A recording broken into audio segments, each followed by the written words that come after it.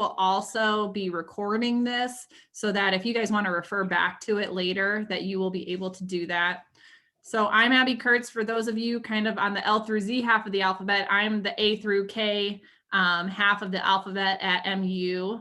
And I will be kind of leading you through some information about CCP. And I have Christina here with me as an Edison representative. So she'll be able to really speak specifically to Edison's process and answer some questions as well.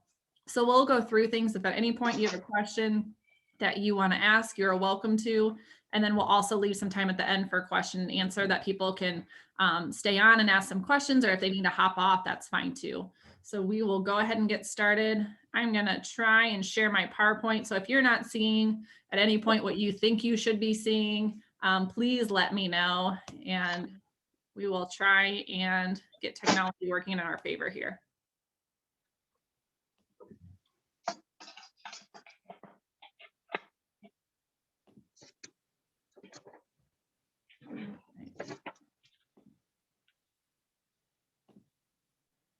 So is everyone able to see my slideshow right now?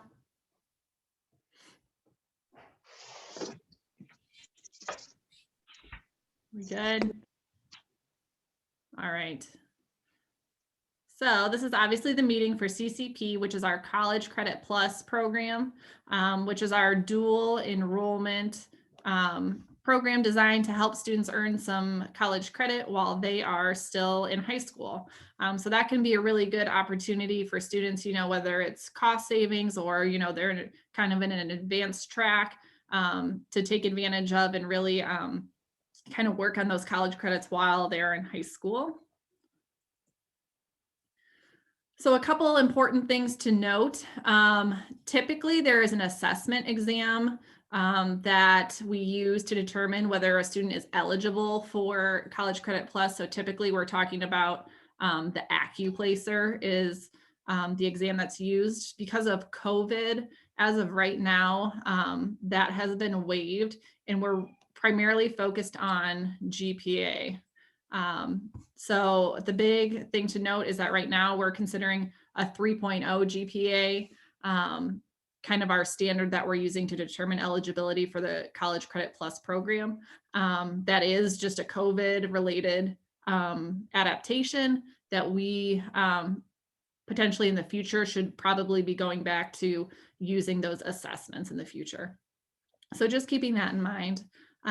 This can apply to any public college or participating private college. There's a little bit different rules for private colleges, potentially some additional fees associated with that. But any student that any college that the student wants to apply for of public schools can be considered. So typically we have students participating in classes at Edison and Sinclair are probably our two biggest. We have had students participate in other colleges. But Edison and Sinclair really work with us and are really active in the CCP process. And so they're really a great option that we like to utilize a lot. You can apply for multiple colleges. So we've had situations where a student might be taking some Sinclair college classes, but then also participating in CCP at Milton, which we do through Edison. So that might be an example where you're applying to multiple colleges. And then lastly, just being an Ohio resident. So you can choose from a variety of college level courses. There again, typically are some eligibility around like the math and the English courses. However, you know, we always want to fit what students are doing into their high school plan and make sure we're satisfying, you know, their needs for high school graduation along with picking up some college credits. So one important thing to note that I know can cause some confusion is that for every 3 credit hours of college classes, which typically one college class will be worth 3 credit hours, that's worth 1 high school unit. We call it a Carnegie unit. So when you're talking, we've had students who took 1 college class for 3 credits and they thought, great, I only need 1 more credit of English before I graduate. And that's not the case. It's kind of the 3-to-1 ratio that's important to remember.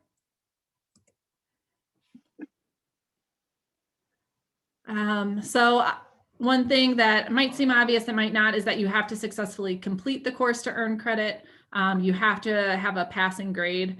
And keeping in mind that if you do fail or withdraw, that does reflect on your transcript. It's really important to consider whether you're ready as a student, and we'll talk about that a little bit more.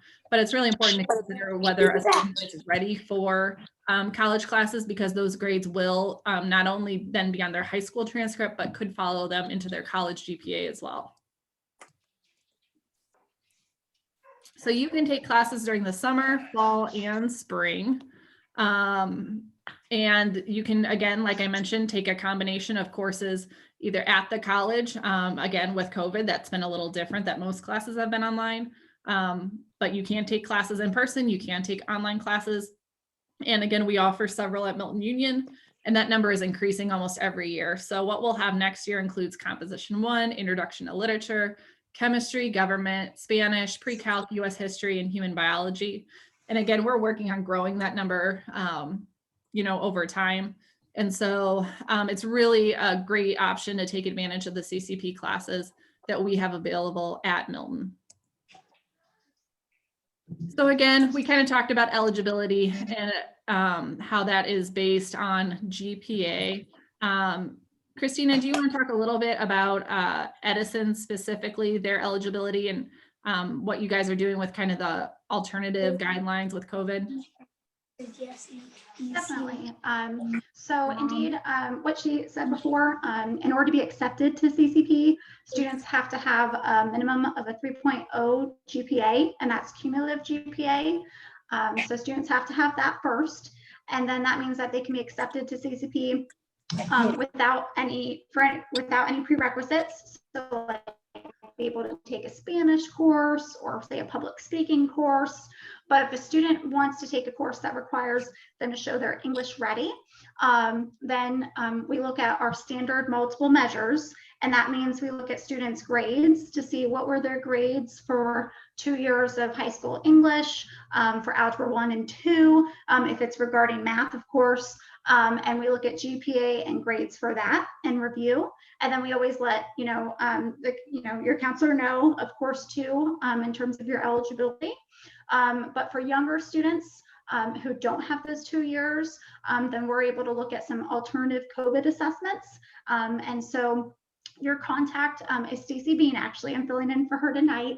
And so then your counselor would be able to route you and say, hey, here's Stacey Bean's email. And then Stacey Bean can connect with you regarding that alternative COVID assessment, because we do have students who are, say, a freshman and they don't have 2 years of high school English, but they want to take psychology, or something like that. And then Stacey can, review that student and then let you and your counselor both know if you had passed that assessment. So that's an alternative for that. Absolutely. Thank you, Christina. And just keeping in mind that, these are the guidelines specifically for Edison. And, I kind of talked a little bit about the guidelines for Sinclair as well, but each university is going to have different requirements and different eligibility standards. So that's where it really comes into the self advocacy and being able to plan and seek out that information of what does, the university I want require, and, what steps do I need to take in order to be eligible at that school. So again, this goes a lot into kind of the scores and options for that. But really that's just changed so much with COVID. So we won't spend too much more time on the eligibility standards, but that's something, again, and if students have any questions or parents have any questions at any point, Mr. Moore and I are happy to answer those, as they come up. So after meeting eligibility standards, the next step is to actually apply for admission to the college. So again, the big thing to note is this is dependent on each individual college. They're going to have their guidelines and their rules for admission. We don't control that at Milton-Union whatsoever. So it's important to make sure you're aware of the admission standards and whether you're going to meet those, and then also just being aware of any deadlines or processes or paperwork that they might have for you as well. So another big thing that I know kind of trips students up sometimes, they, complete their letter of intent, which we'll get to. They've met the eligibility standards, they have applied for the college, They might have even talked to their counselor, at the high school about like, these are the classes I'm thinking. We're like, that sounds awesome. The big step is to make sure you register for the courses. So that's where a lot of students, Stacy Bean was in the building yesterday, and she'll actually be back before the end of the year, where she was meeting one-on-one with students and making sure they were getting registered for those courses. You're also able to do that, online, and Stacy's available for online appointments, but making sure you are actually picking out your classes and registering for them through Edison or through Sinclair, whatever organization you're choosing, to get signed up for those classes. So then again, just making sure that you have considered, the classes you're considering for CCP, how do those impact, what I need for high school graduation? For example, something unique to Milton is that we require a business course. So considering whether you want to do a CCP business course or whether you are going to stick at Milton for that, but making sure it does get done at some point. Some students are really excited to work towards their associates, which is awesome, but it's important to remember that even with that associates, there still might be things the high school requires for graduation that falls outside of that. Another thing to note is that your first 15 credit hours have to be in these level 1 courses. And those are kind of your base level classes. They're part of what we call the Ohio transfer model. And some other avenues that really they're going to be some of your more standard classes. So again, computer science, foreign language, communication classes. There's a variety of them, and that's where, again, our CCP advisors are great in helping kids figure out which classes fall into that category and which classes they might have to save for later. So after your first 15 credits, that really opens up your options, but they want to make sure kids can, handle the basics of those first 15 hours. So again, colleges have to post their level 1 courses, so you'll be able to see those on their website. And again, being able to move on to level 2 when you're ready. There are some classes that aren't allowable at either level.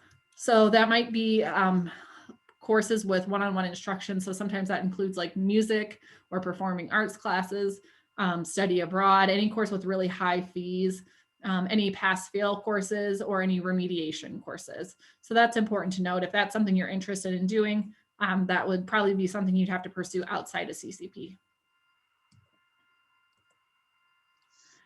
Great. Okay, so this is something that is really important, so I'll say it again, is that your grade earned in your high school course is on your high school transcript. So if you fail a CCP course, that F is also part of your high school transcript. So again, not only are you factoring this into your high school GPA, but it also impacts your college GPA. So it's so important to be sure that you're ready for CCP, that you can kind of handle the additional challenges a college class places on a student, because it's really important to challenge yourself, but we also want to, have a strong showing in our GPA and what our transcript looks like, especially for students planning to continue on for college after high school. The CCP classes are weighted at a higher level. So at Milton, our classes are generally on a 4-point scale, meaning an A would be a 4.0. With CCP, those are worth a 5.0. And our honors classes fall somewhere in between at a 4.5. So you do really impact your GPA more with CCP classes. And those, if you do well in those, can also really raise your GPA as well. It's also important to consider what classes interest you, and is this working towards a goal I have. I think sometimes students can kind of get off in the weeds with just taking CCP just because, and they lose track of like, is this working towards a goal I have, or is this going to benefit me in a future career, or, knock out some prerequisites I'll have at working towards my bachelor's in the future. So really being able to identify which courses will benefit them in the future is an important step too.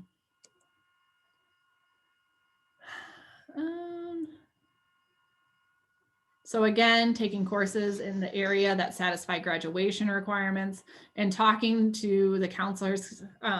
We always appreciate when students are having conversations with us about this stuff. because there are lots of moving pieces to CCP and the graduation requirements in general. And it's always good, to have these conversations and make sure we are hitting all the mandatory steps that are required to not only graduate, but complete CCP and move on after high school. So how many classes can a student take? So they can take up to 30 credits per year, which begins in the summer. And so that also includes your high school courses. So you'll see below where there's kind of a calculation of how that works. So the 30 hours, and then you subtract however many high school units. So if a student is taking, if we said they were taking 5 high school units, 5 high school classes, we would multiply that by 3. So that would be 15. And that means that student can take 15 CCP credits, which would probably come out to be about 5 classes. There is also a maximum allowable hours for the entire time you're participating in the program. So that can be really important for students, especially if they're starting before high school. CCP can start as early as 7th grade. So it's important to make sure you're not only hitting your 30 hours, but that you're not going over your total of 120 hours. If you're enrolled in more than that, we've had students who choose to drop down to make sure they remain within their 30 hours, or you can also choose to pay for the course as well. So just to highlight some of the differences between high school and college and figuring out, as a student, are you ready for CCP? In high school tests, they're sometimes given weekly or at the end of a chapter, or generally with more frequency. They tend to be shorter. College tests are fewer in number, but they cover a greater amount of material. So tests can really be worth a significant portion of your grade in college. Study time, obviously, can go way up. With college, the demand goes up. So it can be expected, a standard rule of 2 to 3 hours of homework for every hour spent in class. And so that can add up to 3 to 5 hours per day working on college coursework compared to high school coursework.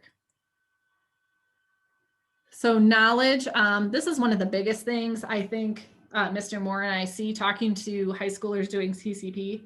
So with college classes, it is really self-guided, self-led. You really have to pursue the knowledge yourself, and it requires more independent thinking and outside of class time and independent research versus in high school that information is given to you primarily in class and kind of driven by the teacher. So there are lots of instances that we've seen that students have absolutely have the intelligence and the knowledge capability for college level coursework, but again, having the maturity and the self-motivation to really seek out information and to kind of be a self-guided learner that can really trip some kids up. Grades, kind of like the testing. High school, you're going to have a lot more opportunities to gather points and to, pick up some better grades through quizzes, tests, homework, all of that, versus in college, you're going to have fewer, really, if any, homework assignments, and there's going to be more large midterm and final grades. Another important thing to know, so the role of parents is very different even with CCP. So in high school, parents are entitled to all the educational information about their student, that they can really advocate and work closely with teachers and counselors and have conversations about, kind of the status of their student and where they're at. In college, that's very different. There is a right for students to have their information remain private. And so there are things that, for example, Edison might not even share with us because that student has rights to privacy surrounding that, and that they're not able to share with the parent. So it really takes a certain level of kind of a different hands-off approach to support the student rather than serve as like a side-by-side advocate. So that's an important thing to note, that you might have the same level of contact and decision-making abilities as a parent. Accommodations, if a student is on an IEP or a 504, they really have to advocate for themselves as a college student and make sure, professors are aware that and working with them on their accommodations versus in high school that's really staff driven and led to make sure accommodations are being met. So there are tons of benefits. Getting ahead, college is more expensive than ever. And so saving that money as far as tuition and textbook costs is huge for some families. And that's absolutely not something we want to forget, because that is an important factor when considering college.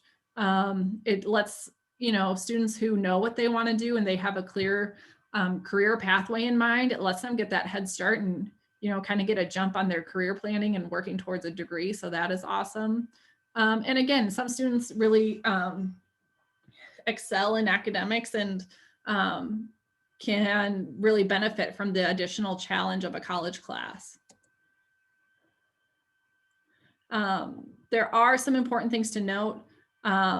If a student is underperforming, if you fail a class at Milton-Union, the cost of that course is then assessed to your fees. So that's one of the biggest things. Students who have failed classes or been dropped from a class later in the period or later in the term, that they actually have the cost of tuition is assessed to your fees, and you will have to pay that back. So again, another good reason to note why it's important to be sure if you're ready for CCP or not. It can also impact your future financial aid. So that's something to consider too. If you're failing a significant amount of classes or withdrawing from a significant amount of classes, that the financial aid you receive down the road might be impacted. And so what that means is if a student is performing poorly, they can actually be placed on Ccv Probation or Ccp Dismissal. And so we'll talk a little bit more about what each of those means. So Ccp Probation is where if a student's GPA drops below a 2.0 or withdraws from more than 2 courses in one term, that student would be placed on probation. And that means that they can only enroll in 1 college credit plus course for the semester. So whether that's summer, spring, or fall. And they cannot enroll in the same subject area where they earned that grade. If a student does not increase their CCP GPA during that time, they can then be moved to dismissal. So a student would first be placed on probation. If during that time they do not improve their CCP standing, they can then move to dismissal, where you are not allowed to enroll in any college credit plus courses. You can request an appeal, but again, this is really put in place to protect students, so to protect any future options they have for financial aid, to protect their GPA so that they're not getting an excessive amount of D's and F's on their college GPA right off the bat. It's really just meant to kind of be a stop sign for students who are really struggling to perform in those college classes as high school students, because not every high school student is prepared to participate in college. So we kind of talked about this too. And again, that appeals process, if anyone had, I don't believe we have any students in this process right now, but if at any point you have questions about either probation or dismissal, Mr. Moore and I are happy to answer those as well and kind of walk students through the process of if they did want to appeal, what that would look like. So expenses, again, there's no cost for tuition, fees, or books. If you're attending a private or a public college or university, private universities, that might be a little different, and we can talk individually about that too, if a student is considering that.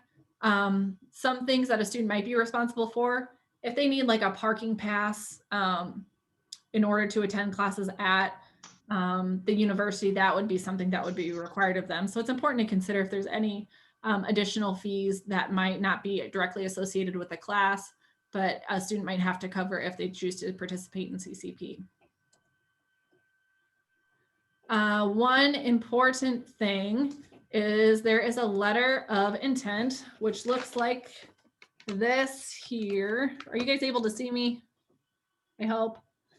We have letters of intent down in the Counseling office students can come and grab them at any point. Basically, it's just saying that I am intending to participate in CCP next year and getting a parent signature that you are okay with them choosing to participate in CCP for the following year. So you don't have to know at that point where you're registering or what you're registering for, but it kind of serves as a placeholder for us to know how many students are intending to participate in CCP. And we're going to go through that. So again, kind of what supports are available for CCP students. So Mr. Moore and I are always happy to provide assistance and support our CCP kids, however that might look. College advisors, again, Stacy Bean is wonderful, serves as kind of a liaison for us through Edison, and then Alicia Adams is our liaison through Sinclair. And they're both incredibly helpful in navigating the CCP process. And then colleges are also required to provide the same supports you would have in college otherwise. So tutoring, library access, writing centers, peer review, advising and counseling are all options that are available. And again, the two schools we really work with the most, Sinclair and Edison, have both been great in providing, you know, lots of additional services to students as well. So athletic eligibility. The one important thing to know, so for summer CCP classes, when we are generally doing scheduling with students, summer term classes can count towards a student's full-time, we call it full-time equivalency, meaning their full-time status as students. But for athletes, that does not apply to athletic eligibility. So again, for those of you who are athletes or whose students are athletes, they need 5 classes, 1 credit classes passing to be eligible for sports.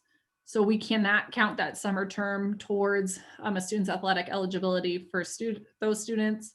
So it's important to stay on top of that and really know, you know, are my CCP classes, how, you know, still in compliance with my athletic eligibility standards.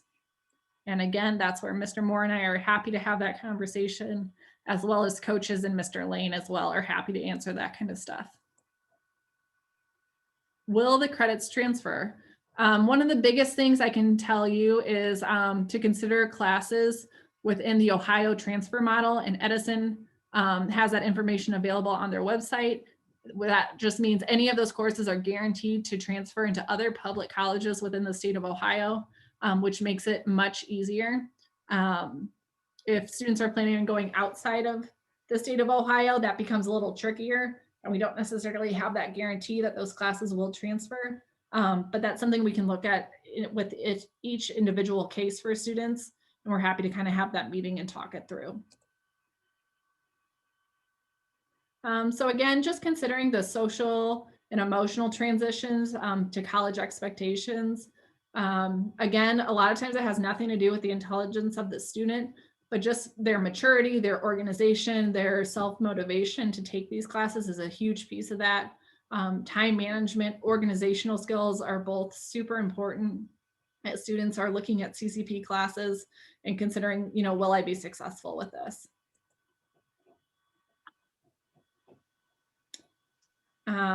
Again, keeping in mind, CCP credits will be utilized in the calculation of financial aid after high school. And so considering, you know, how many CCP courses do I want to take? And then what is my GPA in those classes as well is both important for financial aid. All right, so just remembering April 1st is that deadline for the letter of intent. And then keeping an eye, whether it's Sinclair or Edison, on their deadlines for registering for courses.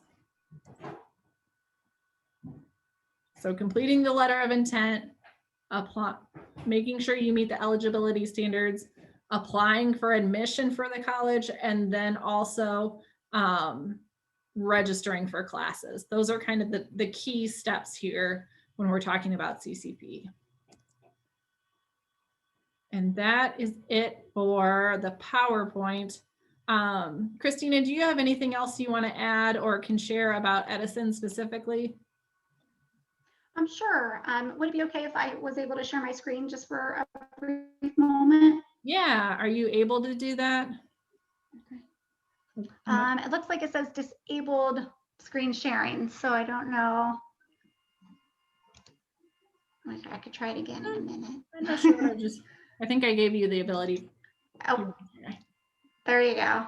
I've got the power now. There we go. Great. So I was going to take you all. Let's see. There we go. Can you see my screen okay? Edison's website? Yeah. Okay. So, again, I'm Christina Ratterman. Nice to connect with you folks tonight. Our main website for information for Edison State is right here at www.edisonohio.edu/ccp. This is like the main area where once you start with us, this is where you're going to keep going. And what's nice is see how happy she is during this, CCP world inside of that. But this actually gives you, there's 3 main buttons here. And that first one, when she was, talking about steps, is to apply. So you click this button. It takes about 10 or so, 15 minutes to fill out the application. It's free. So you go through this process. You'll get a confirmation as soon as you submit it saying, thank you, your application's been submitted. And so, so it comes up right here. There it is. Just being a little slow maybe with the Zoom, but that's the application itself. And again, you'll get a confirmation receipt that you've submitted it. So the free application there are some videos just kind of about, Edison State Community College, our processes a little bit more specifically, but again, things were covered wonderfully tonight by Ms. Kurtz. But we have admissions information here where it says new students, your steps, apply, qualify. Basically, we need your application in, and then for you to request that your transcript be sent to your liaison, right? To be sent to Stacy Bean so she can review. And then you would get a notification regarding your status. And then of course, that next step, register for classes, connect with your counselor to make sure about high school requirements. And we always need the counselor's approval to ensure that you're going to graduate. Because again, like she said, College Prep Plus is a great thing, but #1 goal in high school is to graduate. So we always look for that counselor signature there. And then for course information, we've got documents and forms here. So we actually have the registration form right online. We have big dates, which gives you information about dropping classes, withdrawing classes, when those important timelines are. And then we also have ESCC courses available at your high school, and you can actually scroll down, M for Milton-Union, and then you can actually see highlighted in yellow are the courses offered on site at Milton. Okay, so that's a big one. And we actually say, there are lots of students who, she said some go for a transfer degree, since there's a lot of general education courses that go there. This is a map that if you're interested in that idea, all these wonderful courses offered at Milton, and you could always take some online or in person with Edison State to fill those gaps if you're interested. So those are some possibilities too. And then one quick thing to help you and just kind of getting started is right at the top, you can even click Edison State brochure for CCP. And then this will take you right here to the brochure. And again, it's being a little funny to load, so I have a different version of it that I could share. There it is. But it basically gives you the 1, 2, 3, 4 steps she went over as well. Apply, qualify by getting that transcript in, register for classes, and attend orientation. And our orientation is actually online. So we do have, that happening online. And so we've got just kind of all your steps, just kind of that 1, 2, 3, 4 laid out for you, and any other details that you need. The one quick thing that I'll say as well is that it doesn't hurt to apply. So my always recommendation to students is turn in your intent form, apply, get qualified, right? Have your transcript reviewed, and then just see what the possibilities are, because we all would prefer that and you in the end, as opposed to it gets to be mid-August and you're like, I think I want to do CCP, right? And maybe you've missed that intent form deadline, or you've missed the whole process of applying, qualifying, and then we're all doing a mad rush. Your parents are stressed out, your students stressed out, we're stressed out, and we just are doing everything we can, to help you still at that point. But classes are limited, if you're wanting to get in a certain class, that's in person or online. And so we just want to make it, as easy as we can for you and for your counselor, and with less stress as possible. So the sooner the better. You're not committing to CCP at all or to taking classes with us until you've actually registered, until you've heard a confirmation that you've registered. Then you would need to take steps to get out of a class. So just, applying, submitting a form, seeing what your options are, that doesn't hurt at all. So just wanted to throw it out there to encourage you folks to start early, just to see what the possibilities are. And like she said, Stacy's wonderful, does a great job answering questions. If she's not in, then, here I am. And, we have other staff who are here to help you as well. So thank you. Perfect. Thank you, Christina. So again, this is that letter of intent that you'll find in the office.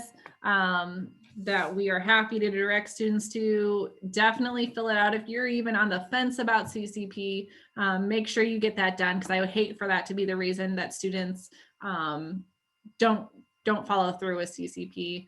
Mr. Moore and I are happy to answer questions. One thing to note that it will be different for any students considering doing Sinclair CCP specifically. We are having students return their textbooks at the end of the term to the counseling office. And that is going to be a mandatory process that students have to return their books to us, or that will be assessed to your fees afterwards. So that's a little different than we've done in the past, but just something to note that students do have to return their books if they are at Sinclair. If they are at Edison, they do not. So that's an important distinction. So please keep that in mind, depending on where you register. The textbooks operate a little differently, but if you have any question about it, we are happy to answer, do I or do I not need to return my textbook? I'd be happy to do that, so we don't have to worry about fees being assessed to students' accounts. And I think that kind of covers everything I had. I think, Christina, if there's nothing else, we are happy to answer any questions that you guys might have about CCP, if anyone has any questions.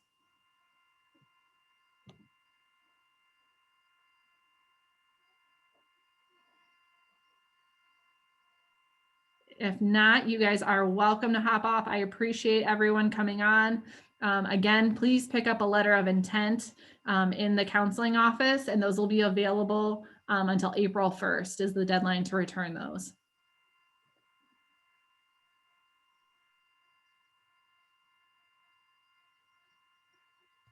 All right, thank you, everyone. I hope you all have a great night. I hope this was so informational that there is no questions. Christina really killed it, getting all the questions answered preemptively. Well, you did wonderful. Thank you so much for having me tonight. Really appreciate it. Yeah, thank you for popping on for Stacy. I appreciate it. It's always good to have someone here.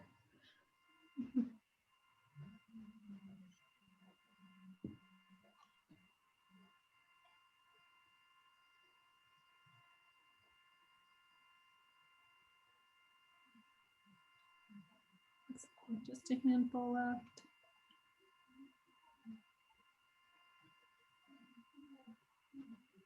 All right. Well, thank you so much. It was nice meeting you. I appreciate you coming on tonight. All right. Okay. Bye, Christina. Of course. Lovely to see you again. Wonderful job. Thank you. Thank you. Bye.